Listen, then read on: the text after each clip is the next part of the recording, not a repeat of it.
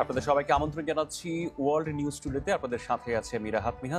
শুরুতেই জানিয়ে দিব আজকের শিরোনাম। লোকসভা নির্বাচনের তৃতীয় দফার ভোট গ্রহণ শেষ, উপস্থিতি 60.6%।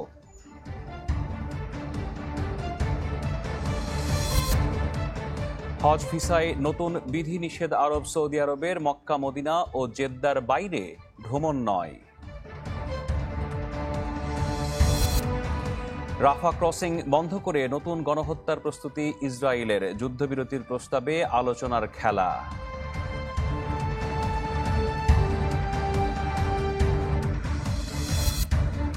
এবছর পুলিৎজার জিতেছে রয়টার্স, ওয়াশিংটন পোস্ট ও নিউ ইয়র্ক টাইমস। ইসরায়েল ফিলিস্তিনি ইস্যুকে প্রাধান্য।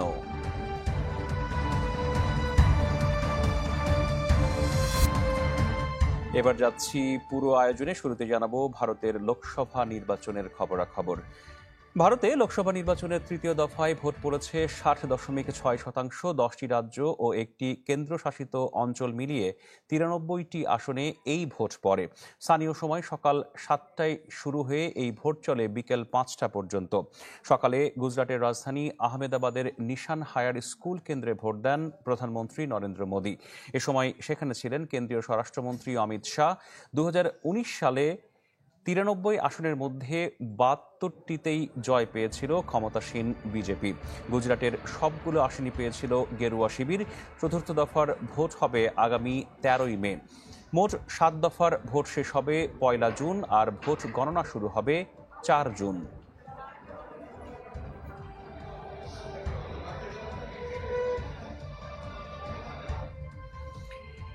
ভারতের লোকসভা নির্বাচন নিয়ে আরও বিস্তারিত তথ্য জানাতে পশ্চিমবঙ্গ থেকে যোগ দিয়েছেন আমাদের সহকর্মী শুভজিৎ পুততুণ্ড। শুভজিৎ, এই দফার ভোট কেমন হলো, আর আগের দফার চাইতে এই দফার ভোটে নতুন কোনো বিশেষত্ব আছে কিনা?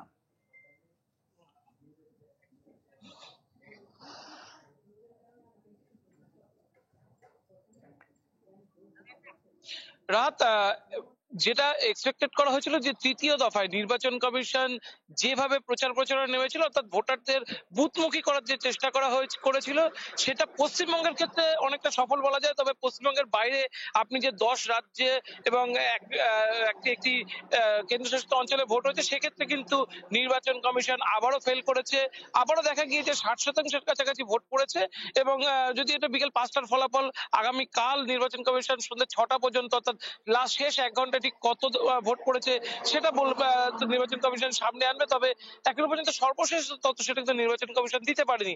পশ্চিমবঙ্গের ক্ষেত্রে কিন্তু নির্বাচন কমিশন অনেকটাই সফল, কারণ বলছি পশ্চিমবঙ্গে প্রায় 77% কাছাকাছি ভোট কিন্তু পোল হয়েছে। এবং আপনি যদি দেখেন, এটা সন্ধ্যে 6টা পর্যন্ত যদি আগামীকাল হিসাব রাজ্য নির্বাচন কমিশনের সামনে নেয়, সেক্ষেত্রে কিন্তু এটা 80% পার করে যাওয়ার যে সম্ভাবনা, সেটা কিন্তু একেবারেই প্রবল। অন্যদিকে যদি আপনি দেখেন, গোটা দেশের যে ভোট প্রক্রিয়া চলেছে, সেখানে কিন্তু কোনো দিকেই কিন্তু কোনোভাবে কোনো অশান্তির যে ছবি, সেটা কিন্তু সামনে আসেনি। এবং এই যে তাপপ্রবাহ, যে একটা দক্ষিণে যে তাপপ্রবাহ ছিল, বা সেইখান থেকে কিন্তু অনেকটাই আপাতত আজকের যে তৃতীয় দফার ভোট, সেটা কিন্তু মুক্তি মিলেছিল। ফলে ভোটারদের কিন্তু বুথমুখী হওয়ার যে সম্ভাবনা, সেটা বেড়ে গিয়েছিল। কিন্তু তারপরেও কিন্তু ভোটাররা বুথমুখী হয়নি, এটা একটা নিরাশাজনক বিষয়। তারপরেও যেটা বলার, যে অত্যন্ত ভালোভাবে ভোট হয়েছে, ভোট কিন্তু শান্তিপূর্ণ ছিল।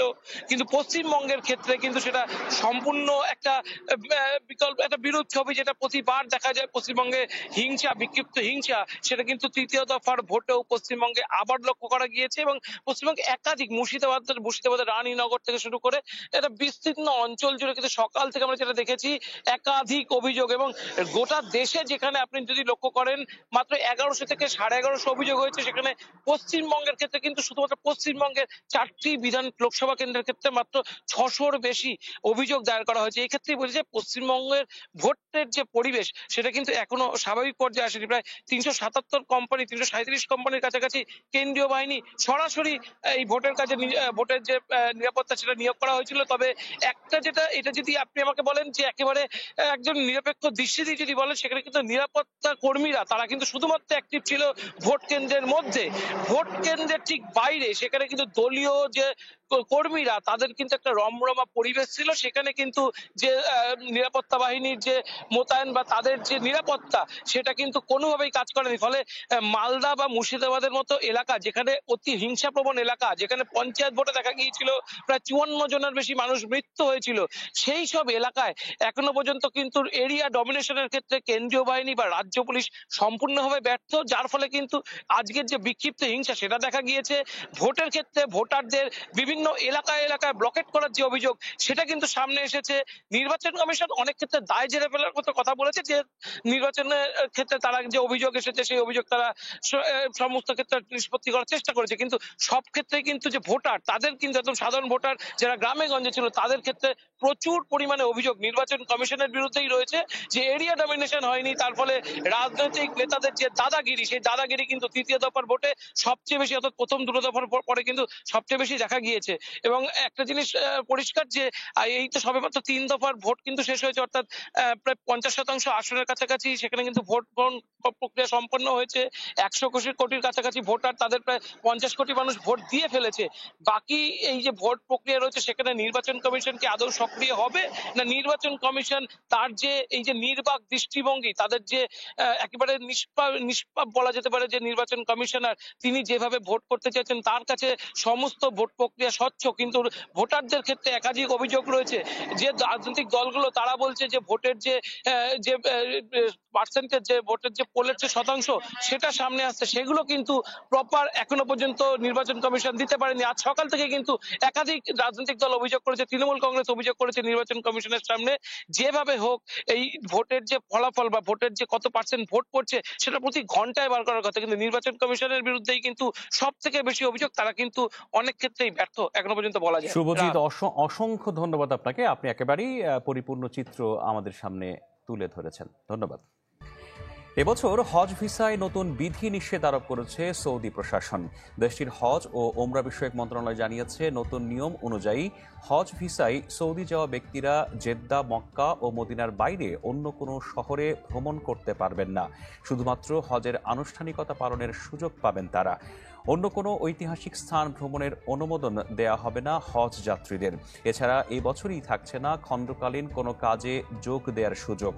বৈতনিক বা অবৈতনিক কর্মসংস্থানের চেষ্টা করলে শাস্তির কথাও জানিয়েছে দেশটির মন্ত্রণালয়।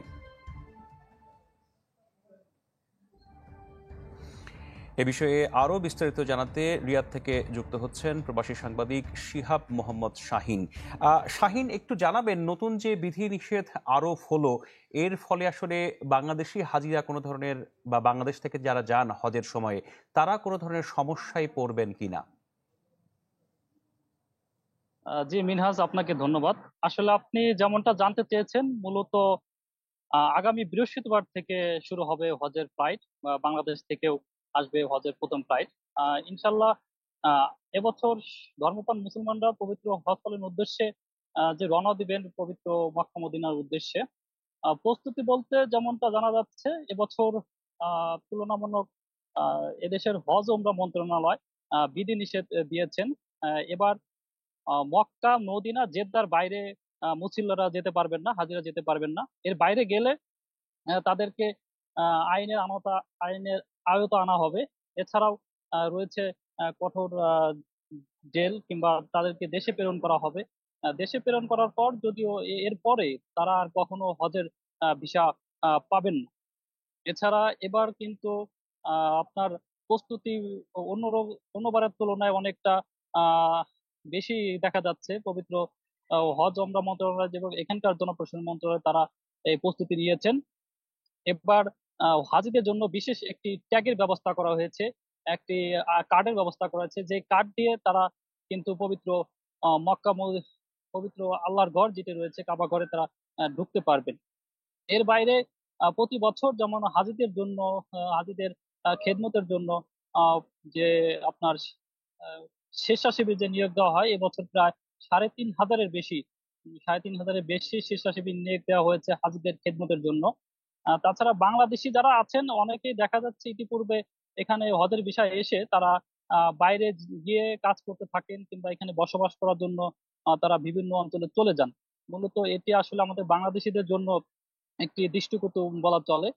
যদিও এবার বিধিনিষেধ কঠোর আকারে আরোপ করা হয়েছে সৌদি হজ ওমরা মন্ত্রণালয় থেকে। একটা ট্যাগের ব্যবস্থা করা হয়েছে।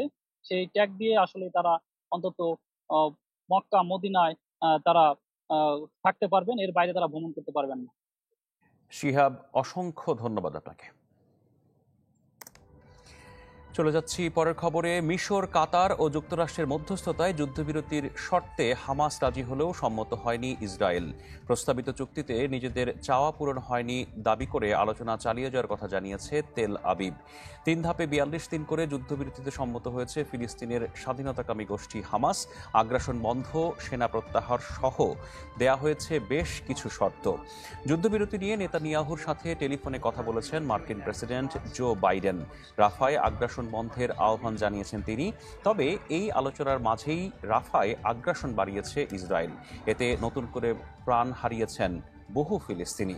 এছাড়া অঞ্চলটির 6 লাখ শিশু মৃত্যু ঝুঁকিতে রয়েছেন বলে জানিয়েছে ইউনিসেফ।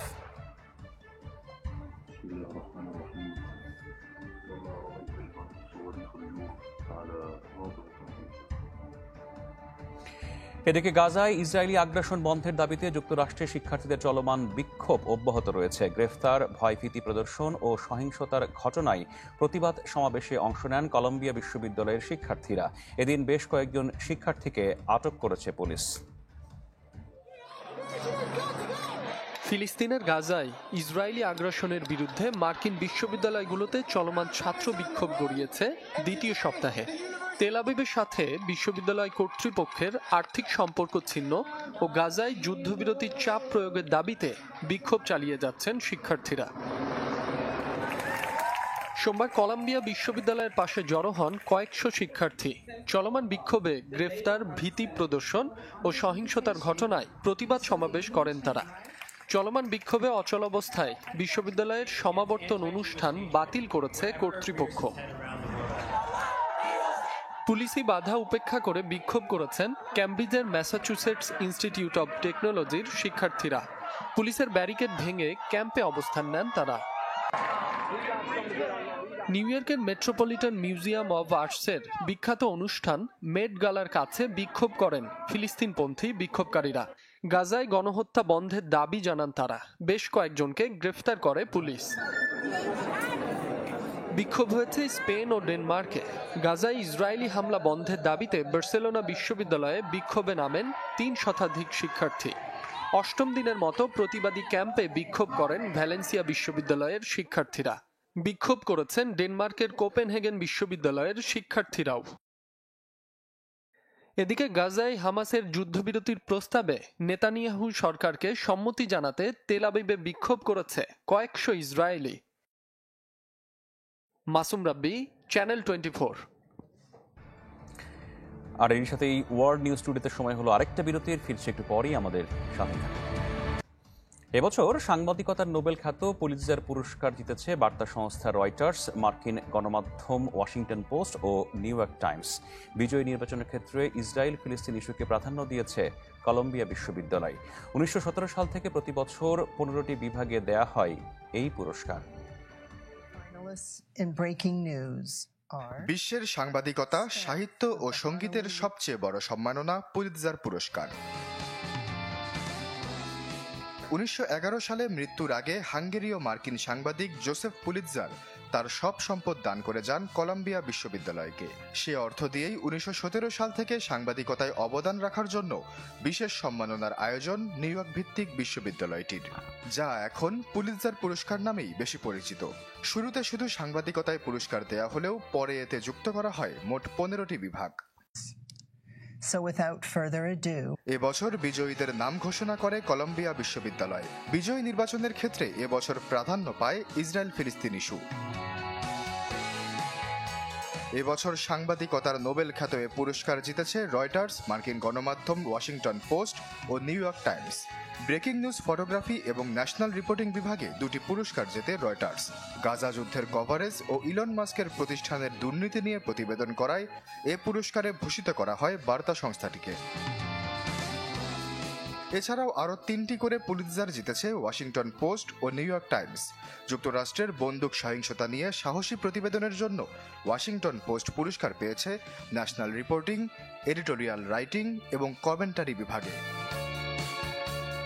আর 7 অক্টোবর হামাসের অভিযান ও ইসরায়েলের ব্যর্থতা নিয়ে প্রতিবেদন প্রকাশ করে নিউ ইয়র্ক টাইমস জিতেছে ইনভেস্টিগেটিভ রিপোর্টিং, ইন্টারন্যাশনাল রিপোর্টিং ও ফিচার রাইটিং বিভাগে।